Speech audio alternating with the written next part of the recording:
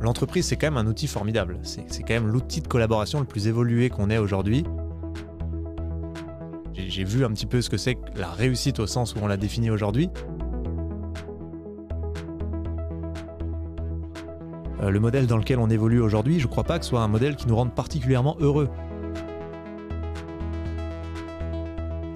Si l'entreprise est mal paramétrée, elle crée plus d'externalités négatives que d'externalités positives du fait de sa mission.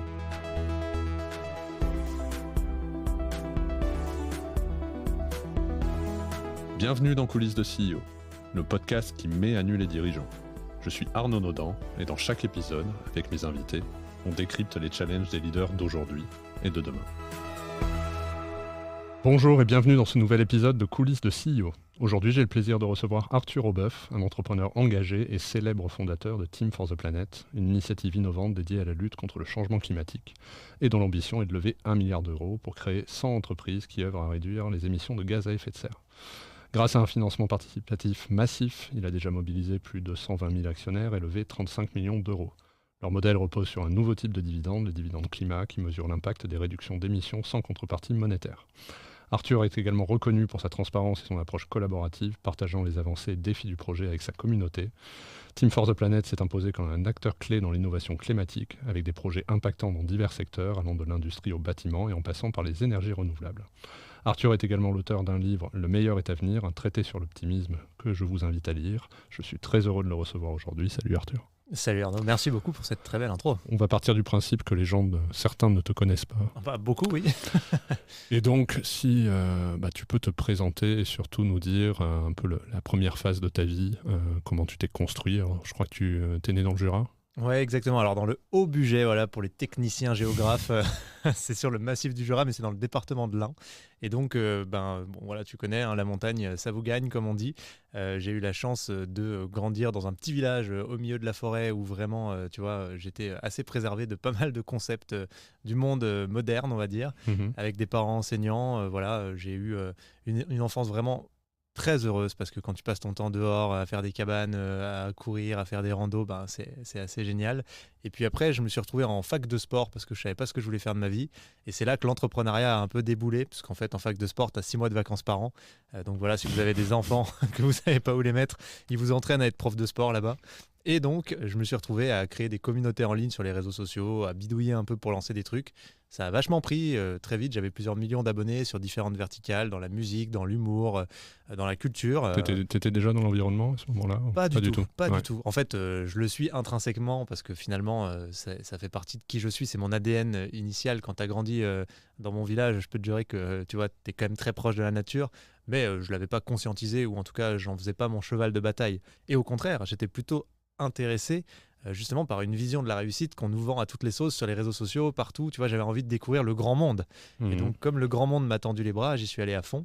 Et donc, je me suis retrouvé avec une douzaine de millions d'abonnés au bout d'un moment dans ma première boîte que j'ai revendue. Et puis, voilà, j'ai remonté d'autres boîtes jusqu'à gérer l'Europe pour un réseau social américain où là, ça a été le firmament de la grande vie, on va dire, puisque j'étais le troisième quand je suis arrivé. Et donc, j'ai pris la tête de l'Europe avec un ami. On était 2 sur l'Europe. L'Américain qui lançait ça, lui, avait vendu sa boîte 600 millions de dollars à l'époque et venait de racheter ce truc. Et c'était un concurrent de TikTok. Donc, TikTok a gagné, hein, spoiler alert, je pense que tout le monde a à peu près compris. Ouais. Mais on avait quand même levé 300 millions d'euros, on avait 100 millions d'utilisateurs.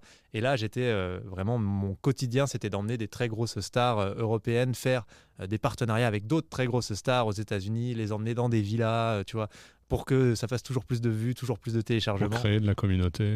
Ouais. Exactement. Et donc, le but, c'était vraiment d'avoir un réseau social qui prenne, qui devienne le plus célèbre possible.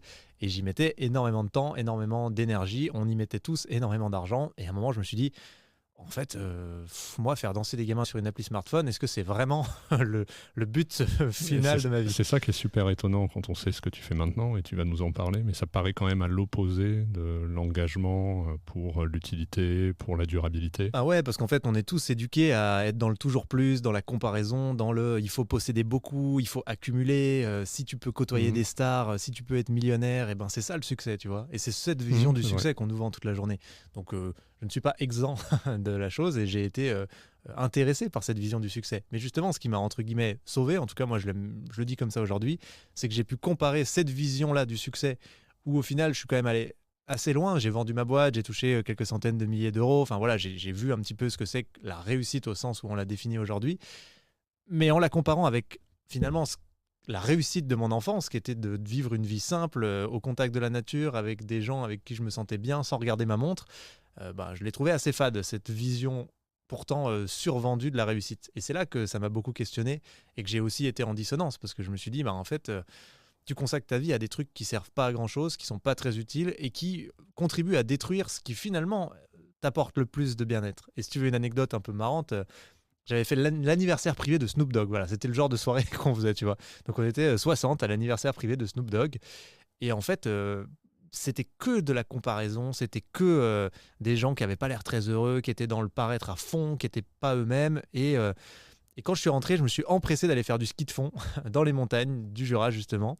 Et en skiant, je me suis dit, mais en fait, je suis tellement mieux là, quoi. J'allais justement te poser la question, est-ce qu'il y a eu un moment clé décisif où, entre guillemets, t'as switché et t'es venue l'idée? En fait, de plus en plus, je me disais, j'en ai marre de consacrer mon temps, de gaspiller mon crédit vie pour faire des trucs dont je suis pas spécialement fier, que je fais juste parce qu'il y a un objectif potentiellement pécunier derrière ou un objectif d'image. Mais finalement, qu'est-ce que je veux vraiment faire? Ça faisait longtemps que je commençais à me le dire et à le sentir. Et le jour où, on va dire, j'ai vraiment pris ma décision, c'est quand justement Thriller m'a proposé donc de devenir Head of Growth. Voilà, ils ont tous des noms, Head of, tout est Head of là-bas. T'es poissonnier, t'es Head of Fish. Et en fait, j'étais arrivé au point où je sentais que ça allait m'engager, donc j'avais pas mal de temps devant moi où il fallait que je reste, et je me suis dit mais je peux plus me projeter faire ça pendant 5 ans, c'est impossible. J'ai déjà touché un peu d'argent et je vois que ça va pas non plus, c'est pas ça qui m'a permis de tout à coup être vachement plus heureux, donc juste j'arrête. Et donc là j'ai arrêté du jour au lendemain, début 2019, et je me suis dit ok, maintenant qui tu veux vraiment être, parce que j'ai senti que là j'avais pris le bon aiguillage entre une version d'Arthur sûrement très bien, hein, tu vois, très très famous, très machin, mais qui n'était pas vraiment Arthur, et revenir à vraiment Arthur. Et là, quand je suis revenu à vraiment Arthur, la seule question que j'avais envie de me poser, c'était maintenant, à quoi tu veux consacrer les heures du reste de ta vie et vraiment pas te tromper, quoi. Et ça a été évident, je me suis dit, je ne consacrerai plus une foutue heure de cette vie à autre chose qu'à préserver la nature, parce que c'est clairement ce qui me fait du bien, c'est clairement à travers la nature que je me sens heureux, émerveillé, et que je peux avoir le sentiment que je traverse les années de la bonne manière, quoi. T'étais déjà conscient de la crise climatique? Non, comme tout le monde d'ailleurs, comme la plupart des gens, j'avais pas du tout la connaissance précise du problème. Mais par contre, moi, ça s'est imposé à moi. Parce que quand je rentrais chez mes parents où il y avait 1 mètre de neige quand j'étais jeune, il neigeait plus. Enfin, quand il neige maintenant chez mes parents, on est tous étonnés. Et puis surtout, je voyais beaucoup de choses qui changeaient, les forêts notamment. J'en parle dans le livre, mais tu vois, il y a un moment, on a eu la pyrale du buis. C'est un insecte invasif qui vient d'Asie. Ça fait des chenilles qui mangent les buis, les feuilles. Et en fait, il y en avait tellement, et c'est pas une blague, que donc après ça fait des papillons blancs. La nuit, il fallait mettre les essuie-glaces en été parce que il y avait tellement de papillons et ça a défiguré complètement la forêt. Puis après, il y a eu le scolite, qui est un autre invasif, c'est un scarabée qui mange les épicéas. Donc ça a fait ses œufs sous l'écorce, le cambium, c'est l'écorce vitale des arbres, des épicéas. Et ça les tue, ça les sèche sur pied. On peut beaucoup voir ça maintenant en Haute-Savoie et dans le Jura. Et j'ai vu ça s'accélérer, mais drastiquement. Et en fait, tu te dis, là, qu'est-ce qui se passe, quoi? Tu es obligé de regarder. Tu peux pas juste te dire, oh, ça change. Non, tu es obligé. À un moment, tu te dis, bon, je vais aller voir ce qui se passe. Et là, tu mets le doigt dans le sujet et t'en sors jamais. Enfin, je pense que tu es un peu pareil, mais quand on rentre dans un sujet, on aime bien un peu creuser le truc. Ce sujet-là, il est quand même immense. Donc, je suis rentré, je suis jamais ressorti, quoi. À quel moment te vient l'idée Team for the Planet? Alors, je vais pas tirer toute la couverture à moi, parce que Team for the Planet, c'est un projet collectif, et c'est ça qui est chouette aussi, parce que sinon, on pourrait pas faire tout ce qu'on fait. Moi, en fait, à partir de cette année-là, après avoir arrêté Thriller, les mois d'après, je me disais, bon, l'entreprise, c'est quand même un outil formidable. C'est quand même l'outil de collaboration le plus évolué qu'on ait aujourd'hui. C'est ce qui permet de construire des projets de société en mettant en commun nos moyens en tant qu'humains. Et donc, pour moi, il n'était pas question d'arrêter d'entreprendre. Par contre, je me demandais comment on pouvait entreprendre vraiment au service de quelque chose d'utile. Et donc, il y a eu 2 constats. Le premier, c'est que utiliser ces outils-là, ça me semblait nécessaire. Le deuxième, c'est que si l'entreprise est mal paramétrée, et ça, j'avais commencé à le voir et le sentir, elle crée plus d'externalités négatives du fait du cadre dans lequel elle évolue que d'externalités positives du fait de sa mission. Et ça, c'est un truc qu'on voit parfois avec des boîtes qui viennent très grosses. Là où elles ont commencé pour faire un truc utile, elles se font dépasser par le cadre dans lequel elles entreprennent, typiquement les mécaniques actionnariales. Elles sont poussées par exemple à un rendement maximal, mais ce rendement maximal, toujours plus, finit par leur faire des conneries ou avoir de l'impact de plus en plus néfaste sur l'environnement ou sur les humains. Et donc, je me questionnais beaucoup sur les modèles d'affaires, sur comment entreprendre dans un schéma qui ne me remette pas dans le business as usual qui peut être un peu dévastateur et comment aussi être capable d'utiliser les outils qu'on a à notre disposition pour faire un truc qui a vraiment de la puissance. Et c'est là que j'ai rencontré mes associés. Donc eux, ils avaient d'autres boîtes sur Lyon, pareil, ils avaient entrepris. On se connaissait tous à peu près de proche en proche, mais on n'avait jamais eu conscience que chacun d'entre nous était en train de se dire « bon, j'en ai marre de faire ce que je fais, j'ai envie de faire autre chose ». Et en fait, au démarrage, on a rencontré beaucoup de scientifiques, notamment Jean Jouzel, qui est l'ancien vice-président du GIEC. Et à chaque fois, on leur a dit sur quoi on peut agir avec le monde entrepreneurial. Nous, c'est notre truc, on aime ça. Et à chaque fois, on nous a répondu la même chose. En fait, on sait très bien ce qu'il faut faire. Il faudra une grosse part de sobriété et il faudra, notamment pour amener cette sobriété, déployer certaines initiatives, certaines innovations qui nous permettront de changer le monde dans lequel on vit aujourd'hui à grande échelle, de manière structurelle. Parce que ça, tu vois, on nous dit tous les jours qu'il faut qu'on change des trucs dans nos quotidiens. Et c'est vrai, tu vois, il faut changer nos comportements, notre façon de manger, de nous déplacer, etc. Mais si on ne change pas les structures profondes du monde dans lequel on est, ça ne va jamais suffire. Et donc, ce qui a été assez fascinant, c'est qu'ils nous ont tous mis le nez sur le même truc. En fait, ces initiatives dont on a besoin urgemment, elles sont toutes déjà là. C'est pas la peine d'attendre qu'il y ait un mec qui trouve un truc miracle, on ne sait où. Il y a déjà tout, en fait. Le seul sujet, c'est que les initiatives dont on a besoin ne changent pas d'échelle. Et la raison pour laquelle elles ne changent pas d'échelle, c'est qu'elles ne sont pas portées par les bons profils. Et ça, les scientifiques, et ils ont beaucoup d'humilité de l'amener comme ça, mais tu vois, on nous a souvent fait la comparaison. Nous, on écrit un rapport du GIEC, mais après, personne ne le lit, parce qu'on n'a pas la compétence pour amener ça au grand public. Et donc, on fait un travail de dingue qui ne sert à rien. Et ils nous ont dit, c'est la même chose. Là, il y a des initiatives folles, mais elles sont portées par des ingénieurs, des chercheurs, des scientifiques. Et ces gens-là, trouver un modèle économique viable, en faire une vraie entreprise qui peut se déployer à grande échelle, trouver des clients, recruter des talents, etc. C'est pas leur truc. Mais c'est faire. Tout sauf leur truc. Et donc c'est là que ça a commencé parce qu'on s'est dit, c'est fou, nous on en connaît plein des super entrepreneurs qui ont monté des boîtes de ouf et qui justement savent faire ça. Donc on s'est dit, faisons le Tinder du climat, allons chercher ces innovateurs qui portent une innovation à très gros potentiel d'impact et matchons-les avec un très bon entrepreneur qui saura la déployer, quoi. Sauf que ça, on ne pouvait pas le faire tout seul avec nos petits bras. C'est pour ça qu'on s'est constitué comme un mouvement, comme tu l'expliquais, que tout le monde peut rejoindre à partir d'1 euro, en 2 minutes sur notre site. Et ce qui est intéressant, c'est que ça te permet d'augmenter ton rayon d'action pour le climat, parce que finalement, tu as de l'impact sur des dynamiques systémiques, structurelles, via ces innovations qui sont transformatives. On pourra donner quelques exemples. Et en plus, tu peux aider le déploiement du mouvement. Parce qu'en fait, aujourd'hui, les gens mettent de l'argent, mais plein d'autres gens nous aident à trouver les innovations, à les présélectionner. On a 9000 bénévoles. Ensuite, à trouver des clients pour les innovations une fois qu'on en a fait une vraie boîte, à recruter des talents typiquement, mais aussi à obtenir des rendez-vous avec des politiques, etc. Donc c'est la force du collectif, mariée aux outils d'aujourd'hui, l'entrepreneuriat, le digital, les réseaux sociaux, qui nous permettent de faire le modèle team, quoi. Pourquoi est-ce que finalement ces actions, qui sont notamment dans les actions un peu clés en main que tu as à l'issue de l'atelier de la fresque, je veux dire, et qui sont importantes. Ah oui, elles sont importantes. Pourquoi est-ce que ça suffira pas ? Alors, je sais pas par quel bout prendre l'explication, mais je trouve que typiquement, dans l'entrepreneuriat, c'est intéressant. Quand tu regardes les règles du jeu aujourd'hui, elles sont paramétrées pour nous amener vers du toujours plus. Donc, typiquement, la façon dont on définit les sociétés commerciales aujourd'hui dans le Code civil, c'est en gros une organisation où plusieurs actionnaires se mettent ensemble pour générer de la valeur économique et se la partager. En fait, les règles du jeu partout ont été définies autour du toujours plus, mais pas autour de l'utilité, pas autour de la façon dont on doit habiter ce monde. Et donc, si tu veux, tu as toutes nos constructions industrielles, toutes nos constructions économiques, souvent suivent des règles qui ne nous permettent pas d'habiter ce monde de manière durable. Donc ça, c'est un premier pan que je trouve dont on n'a pas forcément conscience. Mais en fait, c'est un petit peu comme si tu disais je vais aller à vélo à mon travail, mais tu travailles dans un puits de charbon, tu vois, ou de pétrole. C'est un peu ça qu'on a du mal à voir. Et pourtant, les sous-jacents, comme tu dis, sont très souvent par défaut biaisés, ont des règles qui ne nous permettent pas de faire la transition vraiment. Et après, il y a tout l'aspect échelle, en fait, parce qu'on ne se rend pas compte, mais on est dans une société mondialisée où il y a des... Pour faire fonctionner cette société, c'est colossal l'impact de certains trucs. Je pense par exemple à la marine marchande. Si c'était un pays, ça serait le 6e plus gros pollueur du monde. Mais tu vois, ça, on n'en a pas forcément conscience. Les gaz fluorés, par exemple, c'est un exemple que j'aime bien. C'est des gaz qui permettent de faire du froid. Aujourd'hui, faire du froid dans le monde, c'est 2,5% du réchauffement mondial. Donc c'est comme l'ensemble de tous les avions. Et chaque fois que vous allez manger, chaque fois que vous allez faire des trucs autour du biomédical, la clim, l'industrie, en fait, il y a ça derrière. Mais ce n'est pas des choses qu'on voit. Ce n'est pas le truc que tu peux changer au quotidien. Je veux dire, on va pas réinventer la façon de faire du froid, pardon, toi et moi, tu vois. Là, c'est des trucs, ça touche à quelque chose de beaucoup plus profond. Et pourtant, c'est colossal en termes de réchauffement climatique. Et donc, tout ça, c'est des acquis industriels qu'il faut qu'on aide à se faire, en tout cas qu'on accompagne dans une transformation profonde, quoi. Ça peut pas juste être cosmétique, on peut pas juste changer 2-3 trucs. Là, il faut qu'on réinvente typiquement la façon de faire du froid. Il faut qu'on questionne des choses très profondes. Donc ça, c'est industriel, c'est pas sexy, c'est pas fun, mais en fait, c'est là qu'il y a un impact démentiel à avoir, quoi. Vous êtes parti d'un sujet qui était le financement, l'apport d'argent, la création de la communauté. Tu étais clair sur le fait que c'était cet angle-là qu'il fallait développer? En fait, on n'a pas eu trop le choix.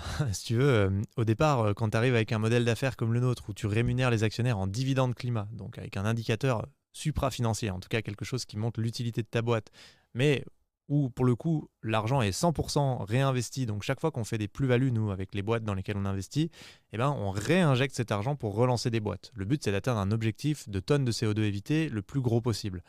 Parce qu'il y a une petite urgence climatique, comme tu as très bien dit. Mais le monde économique traditionnel, quand tu viens le voir au jour 1 avec ça, il te dit, mec, qu'est-ce que tu fais, quoi? Qu'est-ce que c'est que cette histoire? Et en fait, on te prend pour un saltimbanque à flûte, quoi, tu vois, si je dois vraiment faire le parallèle. Un militant. Exactement. Alors que c'est pas du tout notre approche pour le coup. Mais en passant par les citoyens, on a permis de faire la preuve de concept. Tu vois, on a levé les premières dizaines de millions d'euros. Ça a permis de développer les premières boîtes, de montrer que notre concept, il était viable, que ça fonctionnait, que l'apport d'un entrepreneur, de la communauté, en fait, c'est beaucoup plus fort que de l'apporter juste de l'argent. Et tout ça mis bout à bout, ça nous a permis de faire la preuve que ce modèle d'affaires-là était vachement efficace en fait.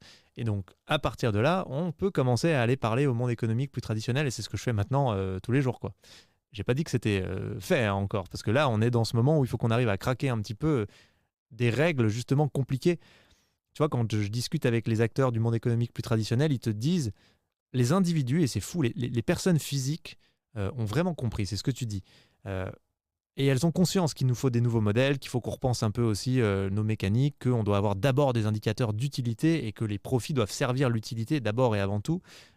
Mais en fait, ce qui est fou, c'est que les personnes morales qu'elles représentent souvent sont soumises à un carcan de normes, de règles, d'injonctions du monde d'avant, indépassables, ou en tout cas très difficiles à dépasser aujourd'hui.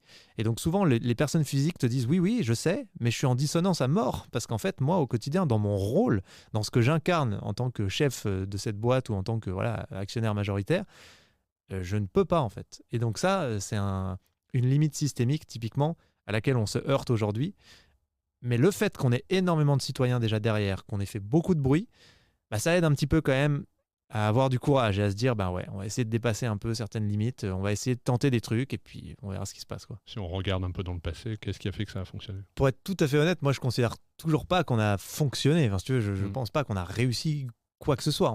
On est une expérience de nouveaux modèles d'affaires qui commence à faire un peu parler d'elle, et tant mieux, parce que c'est aussi le but, tu vois.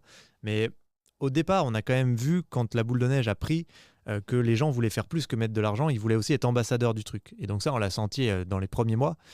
Et le travail, ça a été de leur donner la matière pour être des ambassadeurs, parce que tout le monde a des vies stressantes, fatigantes et bien occupées. Donc tu peux pas dire aux gens, allez vous-même rédiger votre post LinkedIn, allez vous-même machin.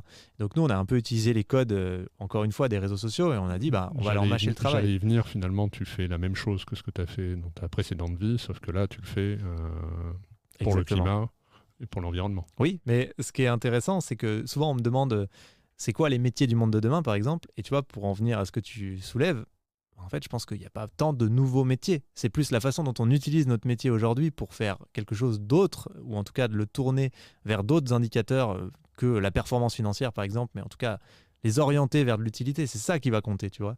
Et donc, je ne crois pas qu'on va avoir 1 milliard de nouveaux métiers. Je pense que chacun, avec ses compétences, peut se dire, maintenant, comment je les mets vraiment au service d'un truc utile. Donc, moi, c'est ce que j'ai fait. Et à ce moment-là, au bout de 6-8 mois, quand on a commencé à donner la matière à chacun pour qu'il puisse se porter ambassadeur, publier sur les réseaux sociaux le fait qu'il avait rejoint le mouvement, diffuser la petite vidéo qu'on avait fait et qui permettait à n'importe qui de ne pas avoir à scoltiner un pitch. C'est très dur de pitcher, mais juste de dire, tiens, regarde ça pourrait te plaire. Là, on a commencé à avoir un vrai truc qui s'est passé. Et après, on a accéléré très très fort jusqu'à 2023, je dirais. Vraiment, là, on a poussé pour avoir beaucoup d'actionnaires. Et puis, une fois qu'on a eu atteint un peu plus de 100 000 actionnaires, on s'est dit, c'est plus trop maintenant la stratégie d'essayer d'avoir 200 000, 300 000 actionnaires. Peut-être que ça y reviendra, mais en tout cas, pour l'instant, c'est moins ça.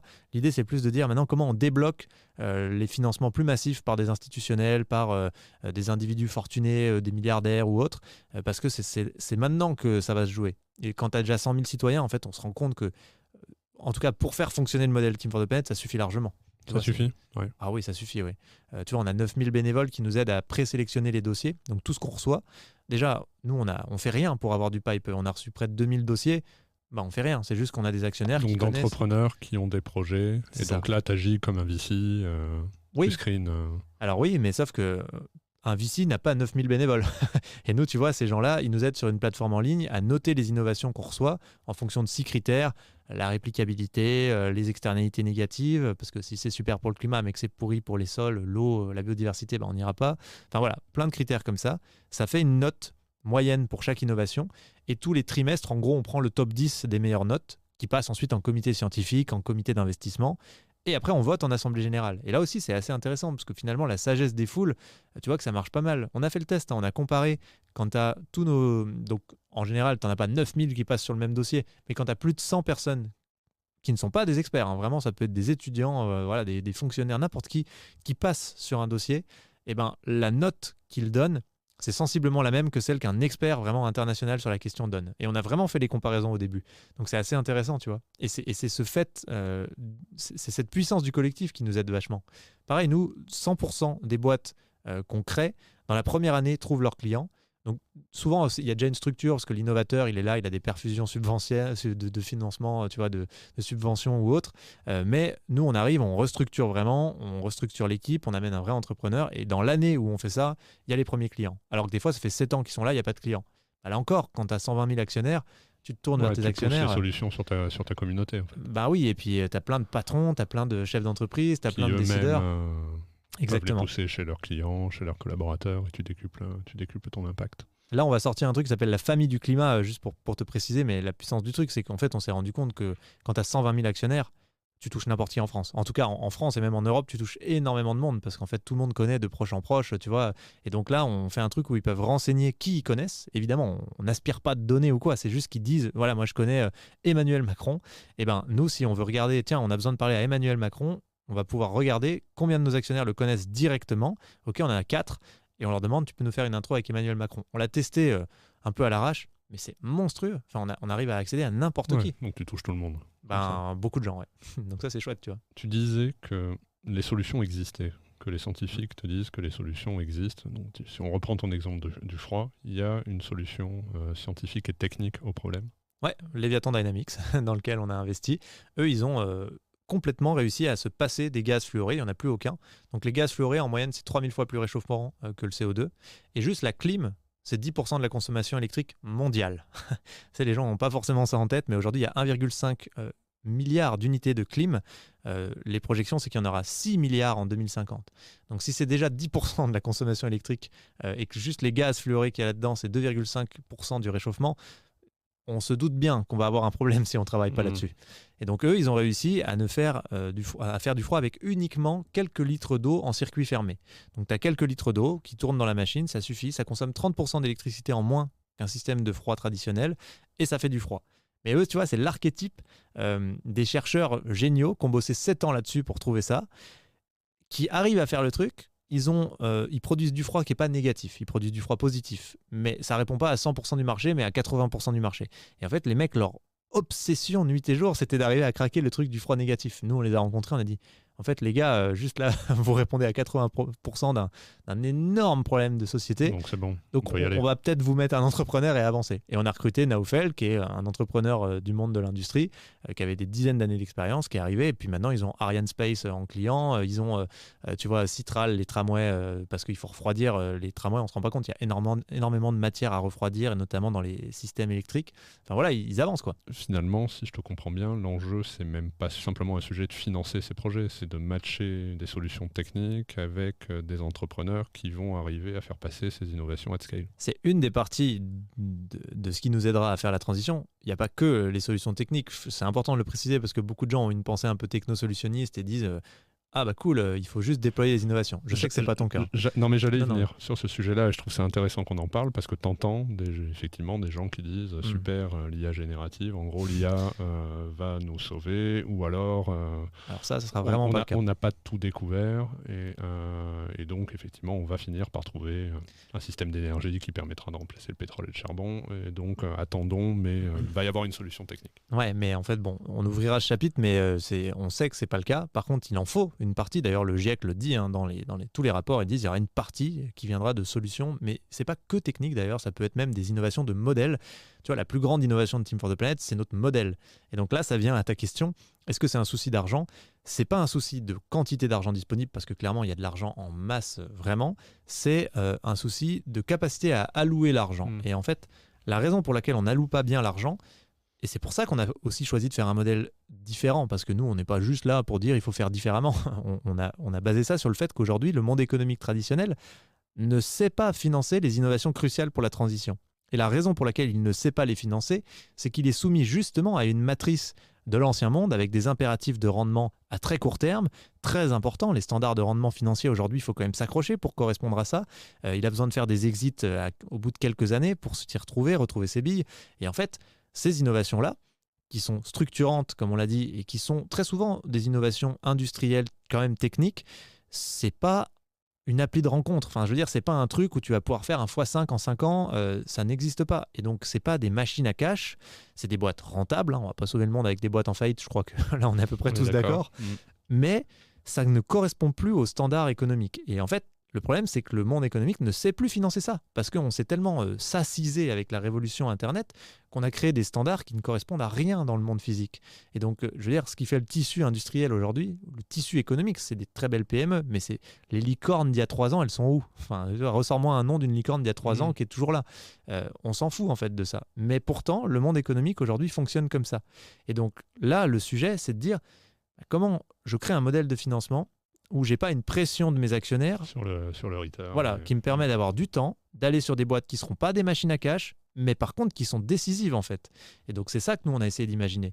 C'est un modèle qui nous laisse un luxe énorme, qui est celui de pouvoir aller financer des boîtes qui sont absolument cruciales, mais d'un point de vue climat, pas forcément d'un point de vue business, quoi. Pourquoi ce serait pas des machines à cash ? Tu vois, j'ai eu Marie Eklund sur le podcast, qui justement elle suggérer quelque chose, mais c'est pour ouvrir la discussion, justement disait, mais finalement, en investissant sur des boîtes à impact et en allant chercher justement l'investissement, non pas sur l'IA, et d'ailleurs c'était intéressant par rapport à la réflexion que tu faisais, tu disais surtout pas l'IA, elle justement disait en tant que VC, j'investirai pas sur l'IA parce que de toute manière, on n'aura pas les capacités en termes de production d'électricité pour la déployer de façon massive, plus le problème que ça créerait en termes d'impact écologique. Donc l'IA, moi, VC, j'investis pas. Ouais, mais même juste la pertinence, parce qu'en fait, quand on s'intéresse à l'IA, enfin moi je me suis intéressé quand même pas mal, l'IA se nourrit de l'inventivité et de la créativité humaine.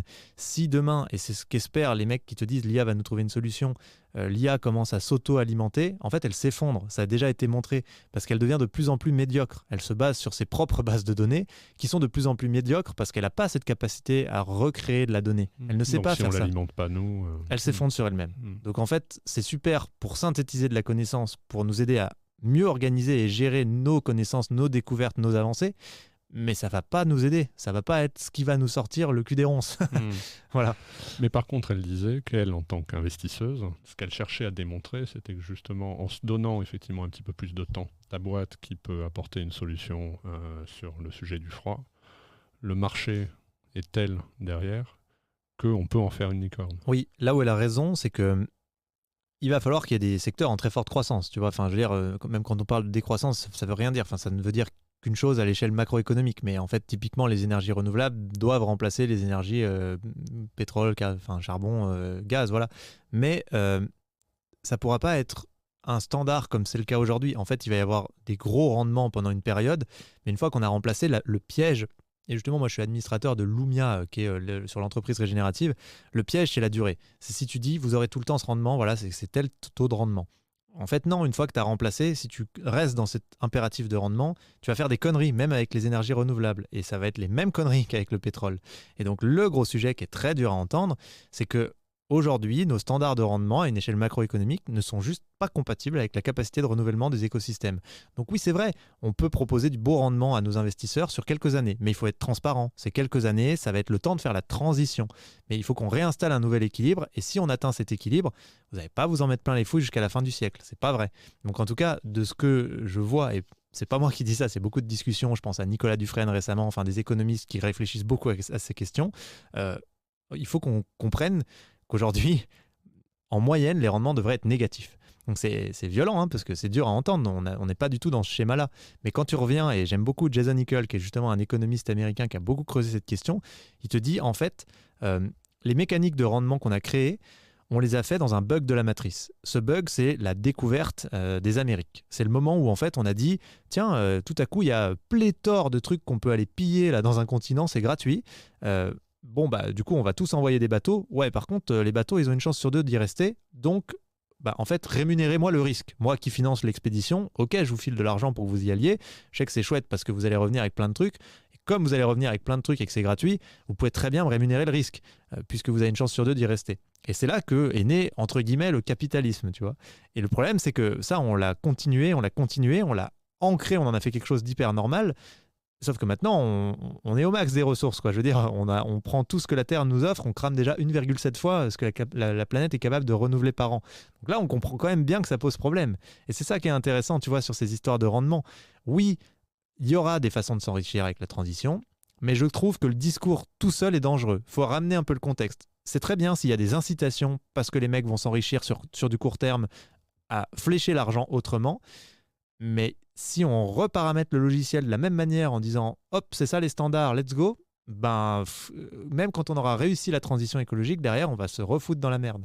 Ouais, donc le changement, on en revient à un changement profond dans le logiciel finalement, qui n'est Bien pas sûr. simplement aller chercher des boîtes qui effectivement vont accélérer la transition, vont s'ouvrir des gros marchés, mais simplement revoir la manière dont on, et tu le disais en introduction, dont on qualifie le succès, dont on investit, ce qu'on en recherche. Oui, et Donc, puis ça nous fera du bien aussi, hein, parce que le modèle dans lequel on évolue aujourd'hui, je ne crois pas que ce soit un modèle qui nous rende particulièrement heureux. Enfin, tu vois, ce modèle du toujours plus ne tient pas vraiment ses promesses de bonheur. Moi, j'y ai quand même goûté très très fort. Je pense que honnêtement, ça ne tient pas vraiment ses promesses de bonheur. La santé mentale s'est jamais portée aussi mal. La santé tout court, l'espérance de vie baisse aux États-Unis, le sens au travail. Enfin, tu vois, il y a un nombre d'indicateurs qui vont pas bien, alors qu'on est censé être dans le paroxysme du développement humain. Donc, je pense qu'il faut aussi qu'on regarde les choses en face et qu'on se dise, bah, il y a une super nouvelle. C'est qu'en fait, c'est pas la question, c'est pas d'essayer d'être écolo là, c'est d'essayer d'être heureux. Et donc, le projet du siècle, c'est pas l'écologie, c'est le bonheur. Parce que si on réussit à recréer une civilisation qui nous va bien et qui nous met moins en stress, qui nous met pas en permanence dans une espèce de grande accélération qui va nulle part, le co-bénéfice, ce sera qu'on arrêtera de défoncer les écosystèmes. Et donc, tu vois, c'est une approche qui est assez différente. Mais c'est assez génial aussi. Moi, c'est ça qui m'enthousiasme aussi et qui m'excite. C'est de me dire, ah purée, mais en fait, on est obligé de repenser notre modèle de société. Ça va pas se faire du jour au lendemain, mais en tout cas, à partir du moment où tu commences à le repenser et où tu passes du pire en pire au mieux en mieux, en fait, c'est un délice psychologiquement. Et donc, je pense qu'on est dans cette bascule-là. Ça prendra quelques décennies, mais je pense qu'il y a un moment où on va le sentir qu'on est passé dans le mieux en mieux.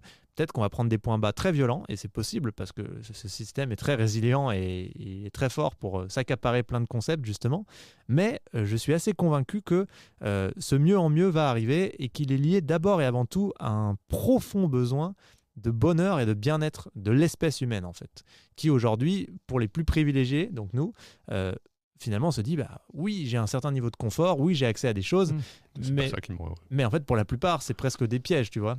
Donc en fait, tes investisseurs aujourd'hui en fait, s'engagent à ne pas récupérer leur argent, et donc tu fournis un dividende climat qui est le CO2 évité. Ouais, c'est ça. Un dividende climat égale 1 tonne de CO2 évité. Et en fait, nous, on veut que nos actionnaires se disent, je vais faire travailler une partie de mon argent, pas tout, mais une partie de mon argent, non pas au service de mon patrimoine financier, parce que ça, tout le monde sait faire, et c'est bon, j'ai déjà confié mon argent à des gens qui font ça, mais cette poche-là, je veux qu'elle travaille au service de mon patrimoine climat.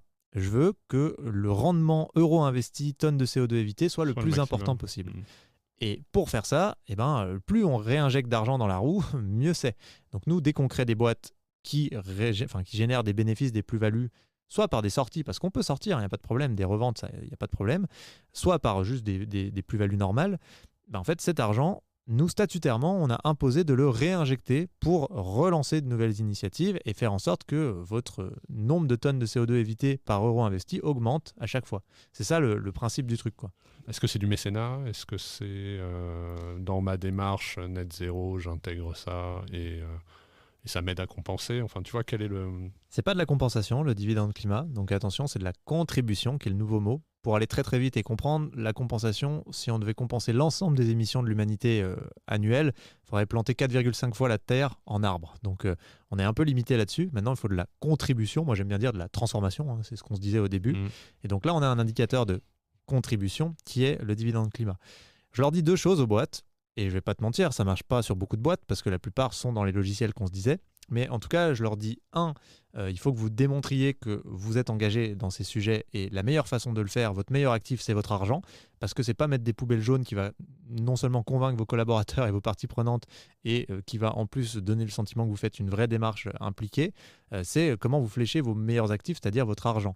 Si on revient à l'exemple du froid, ils sont comme les citoyens, les entreprises. Ils ne vont pas réinventer le froid tout seul. Je veux dire, si tu es une boîte dans l'alimentaire qui dépend de la façon dont on fait du froid, tu peux juste pas te décarboner en fait. C'est les fameux scopes 1, 2, 3.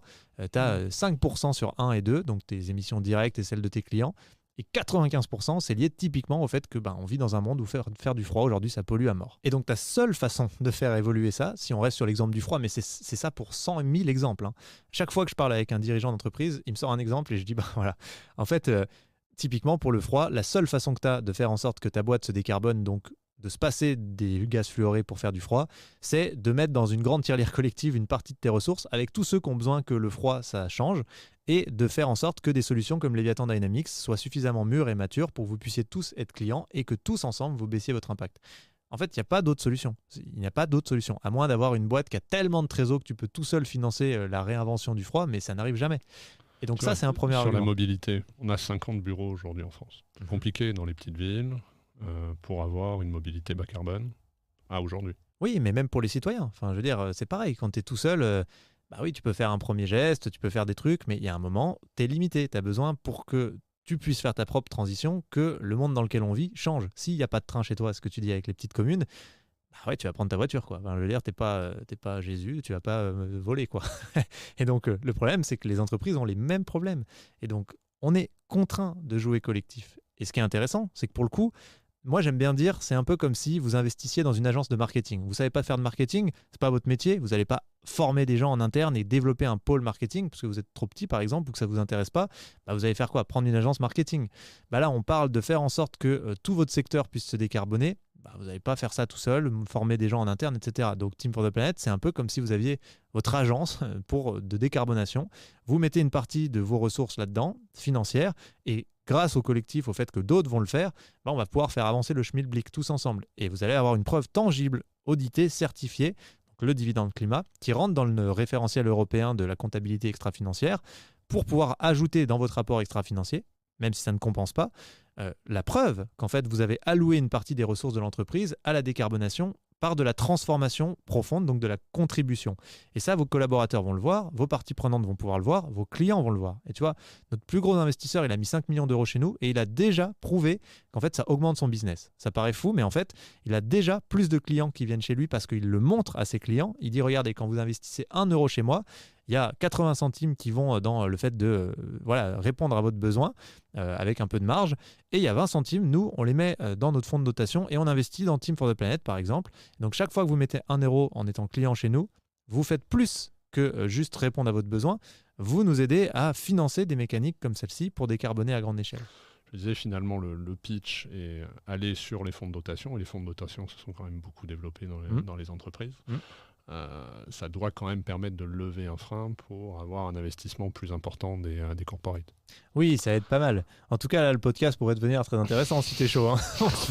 on se fait un vrai entretien, tu vois, on va au bout du truc parce que c'est vrai que c'est là que tu poseras les meilleures questions et en tout cas, celles où tu seras le plus impliqué personnellement. Ce qui fait que c'est un peu dur quand même, malgré tout, c'est que c'est pas tant le fait qu'ils ne voient pas la logique, parce qu'ils la voient en fait, même sur la marque employeur, ils la voient tous. Mais c'est plus le fait que la matrice du « j'investis, il y a du rendement » financier, parce que là, il y a du rendement, c'est juste qu'il est extra-financier. C'est très dur d'en sortir. Tu vois, pour beaucoup de gens, c'est ah ouais, mais quand même, il y a, des fois, il y a du devoir fiduciaire, il y a un certain nombre d'intermédiaires qui gèrent l'argent aussi, et donc eux, ils prennent des coms, donc forcément, il y a l'inflation, etc. Mais ça, pour être tout à fait transparent avec toi, c'est des questions auxquelles on réfléchit, parce que nous, ce qu'on veut pas, c'est retomber dans les mécaniques business as usual qui nous empêcheraient d'investir sur les projets décisifs dont on a besoin.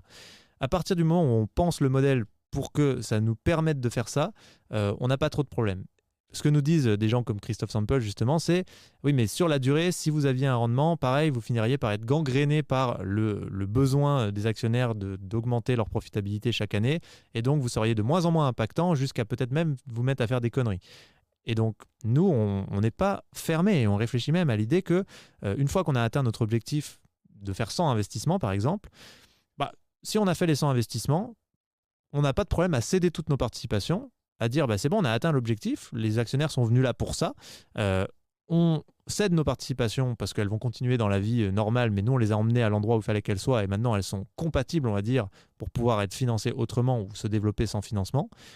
Et à ce moment-là, bah, on n'aura pas de problème à dire on va clôturer la boîte, mais avant, on distribue le reliquat. Mais donc, en fait, tout l'argent des actionnaires qui est censé avoir travaillé, qui est censé être resté là, sauf si on aura forcément mis des boîtes au tapis, mais nous, dans l'idée, on pense qu'il y aura plus d'argent à la fin qu'il y en avait au début, c'est quand même le principe. Et les plus-values qui seront générées, pourquoi pas les redistribuer aux actionnaires, tu vois. On n'est pas fermé à ça. Mais aujourd'hui, ce qu'on ne veut pas, c'est que l'actionnaire, au quotidien, nous pousse avec des mauvaises injonctions, parce que c'est au quotidien, quand on doit faire les choix d'investissement, qu'on doit être capable d'aller financer ces boîtes que les autres ne financent pas. Après qu'à terme, finalement, il y a eu une prime au courage pour les gens qui ont investi et que nous, on dissolve la boîte pour dire, bah là, on a atteint notre objectif, puis si on veut aller plus loin, bah on recrée une autre structure qui est maintenant sur un autre objectif qui est d'aller encore plus loin. Moi, j'ai pas de problème avec ça, tu vois. C'est pas, on n'est pas opposé philosophiquement à l'idée de dire il y aura un jour une plus-value.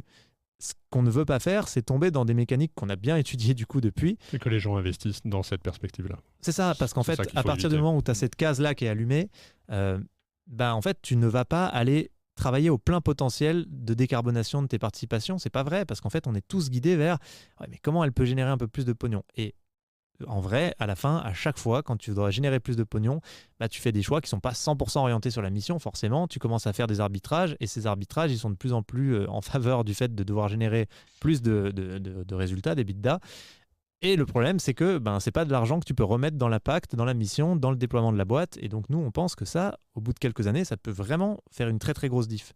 Et tu peux vraiment avoir limité l'impact de ta boîte, quoi. Jusqu'où tu veux l'emmener, en fait. Ton ambition. Bah moi, franchement, l'idée, ça serait qu'on arrive à faire en sorte que les indicateurs extra-financiers, notamment comme le dividende climat, soient reconnus et qu'il y ait même des incitations fiscales, tu vois, et qu'on dise, mais en fait, bien sûr, quelque chose qui contribue à aller vers un monde plus habitable, il n'y a pas de problème à mettre des incitations fiscales, et à l'inverse, moins ça contribue à aller vers un monde positif, habitable, moins il y a d'incitations, voire il y a des taxes, quoi. Et donc, on sent déjà qu'on est sur ces sujets. Tu vois, là, on a sorti un manifeste avec plein de gens. Bah, Bertrand Badré l'a signé, plein de gens l'ont signé, où justement, on invite le monde de la finance à se dire pourquoi est-ce que finalement, on n'aurait pas vachement d'incitation sur ce qui est chargé avec des indicateurs extra-financiers positifs. Typiquement, le dividende climat, qui est un peu le truc qui permet de faire l'exemple, parce que c'est ce qui est le plus avancé aujourd'hui.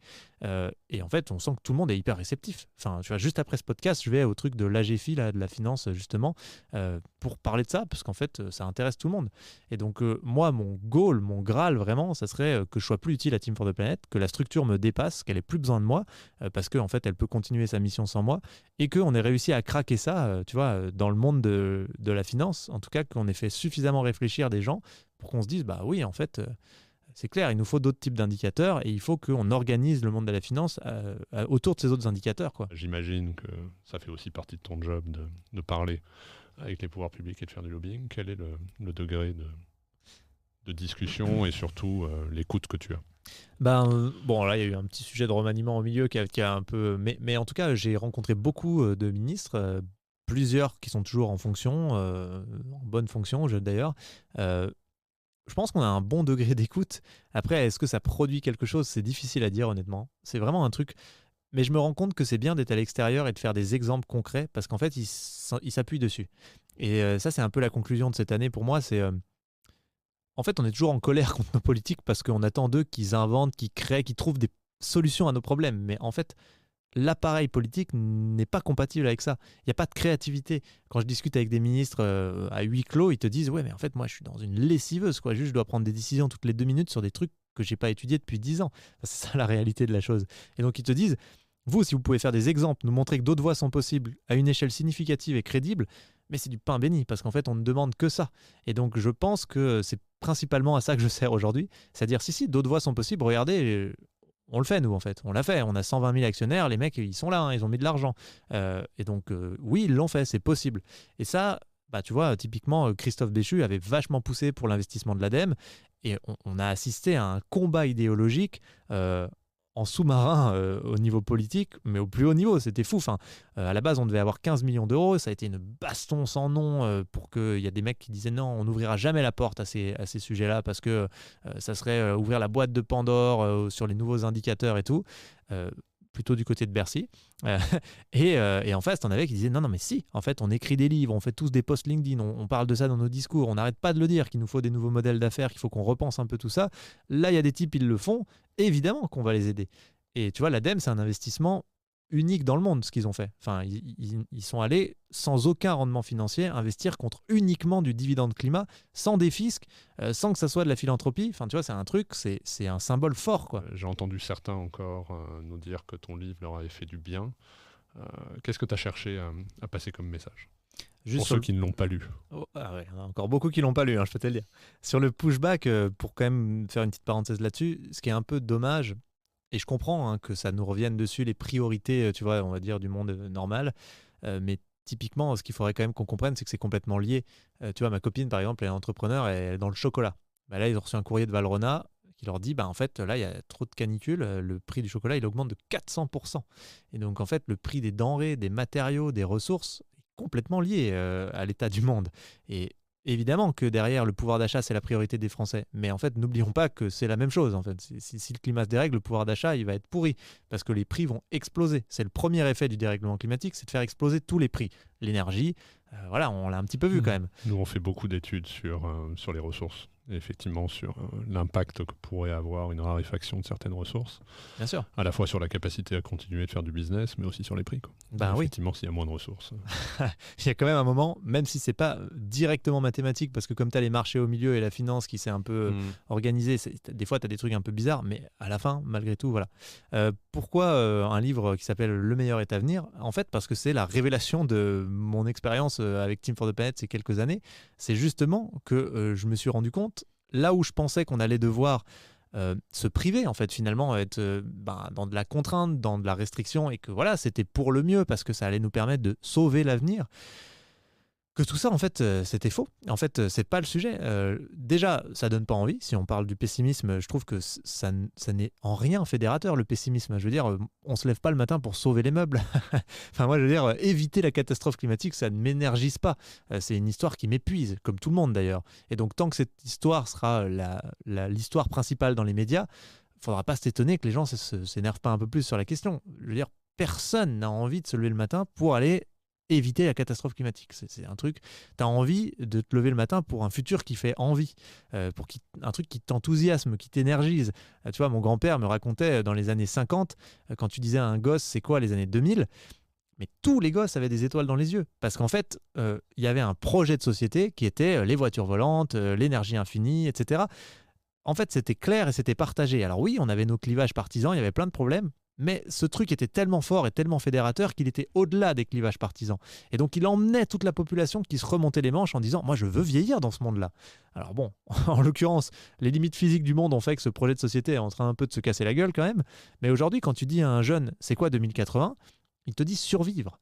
Mais ça n'a aucun sens. Je veux dire, c'est pas du tout un projet de société qui va nous mobiliser. Et si on veut vraiment réussir cette transition écologique, et bien en fait, le pessimisme, c'est la pire chose à faire. C'est un peu comme si, ce que je dis au début du livre, tu devais traverser une savane pleine de lions, puis en plus tu vas te foutre un déguisement de gazelle, et puis tu vas gueuler, je suis là, quoi. Enfin, tu vois, le pessimisme, c'est stratégiquement inutile. Et en plus, si c'est te plomber le présent dans l'espoir d'avoir un hypothétique meilleur futur, tu as déjà perdu, en fait, avant de commencer. Donc, je pense qu'il faut qu'on sorte de ce truc, du fatalisme, de la noirceur ambiante. Je comprends que c'est des sujets lourds et compliqués, il n'y a aucun problème. Je ne dis pas que on ne doit pas être ému et on ne doit pas être dans une certaine forme de déni. Mais par contre, stratégiquement, ce n'est pas dans notre intérêt D'autant plus que c'est faux. En fait, c'est ça que je réalise maintenant et depuis 1 an. Le monde de demain, en fait, le sujet, c'est que c'est pas le même mieux que le mieux qu'on définit aujourd'hui, c'est un autre mieux. Et c'est ça que j'explique dans le livre. En fait, le mieux, comme on le définit aujourd'hui, et ça reboucle avec ce qu'on se disait au début, il est très lié à une définition du succès, de la réussite, tu vois, qui est très basée sur de la comparaison sociale, sur de la possession matérielle, sur un certain nombre de choses qu'on a ancrées en nous avec des décennies de marketing. Mais finalement, on voit que c'est pas un vrai mieux, c'est un faux mieux, c'est un mieux commercial qui nous rend malheureux. Et c'est la différence entre plaisir et bonheur. Le plaisir, c'est très lié à la dopamine, qui est cette hormone que j'ai particulièrement manipulée dans mes expériences précédentes. Tu as des addictologues qui travaillaient pour Thriller. Donc le but, c'était chimiquement de rendre addicts les jeunes sur la plateforme pour qu'ils sécrètent de la dopamine. Pourquoi ? Parce que la dopamine, c'est par essence l'hormone du toujours plus. Il faut tout le temps augmenter les doses, sinon t'es pas bien, tu retombes dans une forme de bad, et donc pour aller chercher ta dose, t'augmentes. Je connais ça avec le trail. Exactement. Mais on est tous manipulés par cette dopamine commerciale qu'on nous pousse partout avec des injonctions à consommer, à être plus en permanence. Et ce qui est génial, c'est de se rendre compte que l'autre mieux, c'est-à-dire une version de la réussite peut-être plus calme, peut-être plus posée, mais différente en tout cas, qui est une version de la réussite où on sort de cette espèce de course effrénée. Pour faire un résumé simple, on sort de notre roue du hamster du toujours plus. Et bien en fait, soudain, quand on change de lunettes et qu'on apprend à regarder ce mieux-là, on se rend compte qu'il est génial, qu'il donne très envie et qu'on se dit, mais putain, en fait, ça, je veux vieillir dans ce monde-là parce que ça va être un monde beaucoup moins stressant, où on est beaucoup moins dans l'injonction permanente, dans le toujours, il faut être plus, il faut avoir plus. Et en plus, l'impact sur les écosystèmes, positif, il se fera sans effort. Vraiment. Parce qu'à partir du moment où tu sors de cette définition commerciale et que tu passes dans ta propre définition, t'as plus besoin d'emmagasiner et d'empiler des iPhones, tu t'en fous.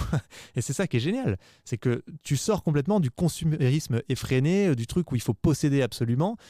Soudain, t'as un boulevard devant toi qui est à la fois excitant et enthousiasmant pour toi en tant qu'individu, et où en plus tu te rends compte que les conséquences sur le monde vivant, sur l'environnement, vont être hyper positives sans forcément forcer ou avoir à faire des contraintes. Et ça, tu vois, c'est un truc que ça m'a mis 5 ans quand même à arriver à cette conclusion, mais ça fait plusieurs mois, 1 an et quelques maintenant, que je me dis, mais chaque jour, je reconfirme ce truc en fait. Et donc, c'est très enthousiasmant. Et je crois qu'on a besoin de ça aussi, tu vois, de se dire, mais oui, en fait, là, les gars, on travaille d'abord pour notre bonheur. Ok, l'écologie, on vous en parle partout, mais vous focalisez pas là-dessus, c'est un co-bénéfice. Et ça, je crois qu'on a besoin d'un discours comme ça maintenant, tu vois. Merci beaucoup Arthur, j'espère que vous aurez trouvé cet épisode inspirant et rendez-vous la semaine prochaine pour un nouvel épisode. Salut Arthur. Merci Arnaud. Merci beaucoup d'avoir écouté cet épisode de Coulisses de CEO. Je vous donne rendez-vous la semaine prochaine avec un nouvel invité. Pour ne manquer aucun épisode, abonnez-vous sur votre plateforme d'écoute préférée et partagez l'épisode parce que le podcast, finalement, comme les valeurs d'une entreprise, ça se partage.